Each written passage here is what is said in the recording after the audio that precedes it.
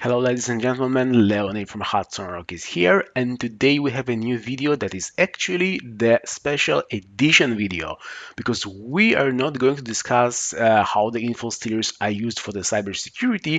We're going to see how this data can be used in a very creative approach to find additional information about sanctioned companies. So without further ado, let's jump in straight to the video.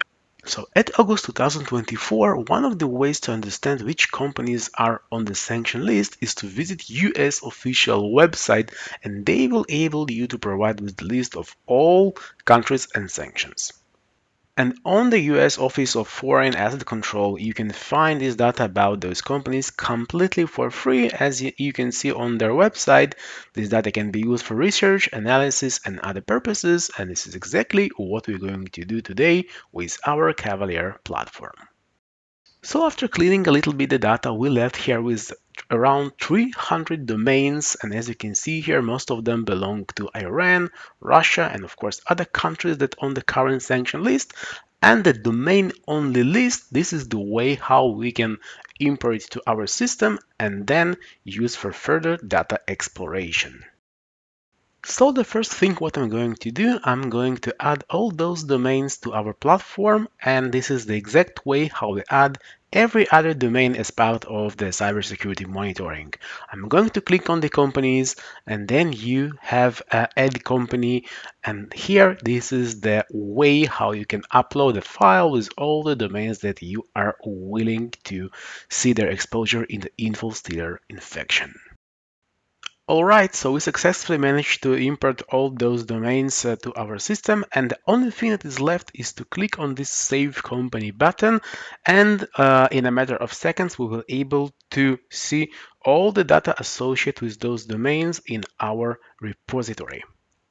So it doesn't matter if you're a government official, compliance officer, or a financial institute, you will able to get a bird's eye view on those three main categories. So in the compromised employees, you will be able to further research all employees associated with those sanctioned companies. In the third-party credentials, you will be able to understand what kind of infrastructure those companies are using, because even if you're a big Russian bank, you will still need some kind of email provider or other third-party services.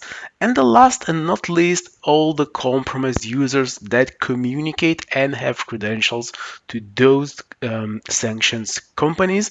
It's definitely something a very useful information. And I'll just scroll down to the top compromised URLs of the employees, and as you can see here, we have the data from Communications Regulatory Authority of Iran, Atomic Energy Organization of Iran, and from two major Russian banks, Rosbank and Gazprombank. And now let's go back to the compromised employees area and search for the KPS-CO domain. KPS belongs to the Kamia Group, and this is the company under sanction of various international bodies for the support of Iranian military complex.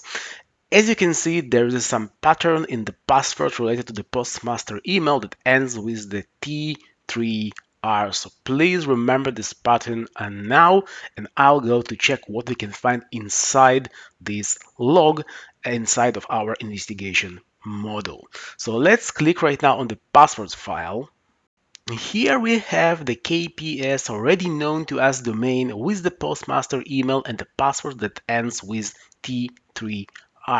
But let's take a look on something else in this log, and we have another domain that is RBA-CO with the same postmaster pattern and with the same password that ends with 3TR.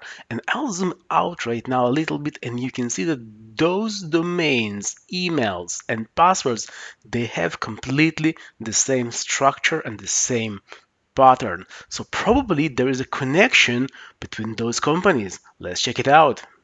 So let's start connecting few dots here together. And right now you see on the screen, this is the current version of the KPS-CO website.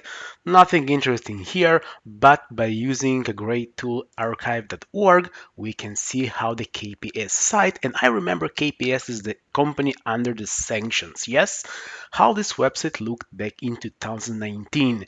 And in English version of the site, we can see that one of their expertise is the NDT group, and NDT stands for non-destructive testing, and this is one of the expertise of this company. Now let's jump to new company that we discovered using the Infostealer log, and this is the RBA-CO.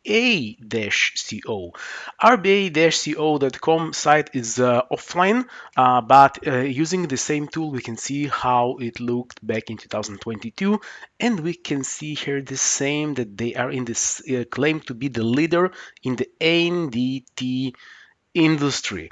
But this is not everything. Please remember this picture, because the same picture we're going to find on RBA commercial website, and this is the currently operating site that is online, and we see here the same picture from the site that is already down, and this is also the company that is doing pharma related stuff in Iran, and this company is not on the sanction list. All right, so now you're welcome to see the chart on our infostealers.com website and see the similarity between those two companies, and understand that basically using the data from the stealers we managed to find active new company that is not sanctioned by any entity.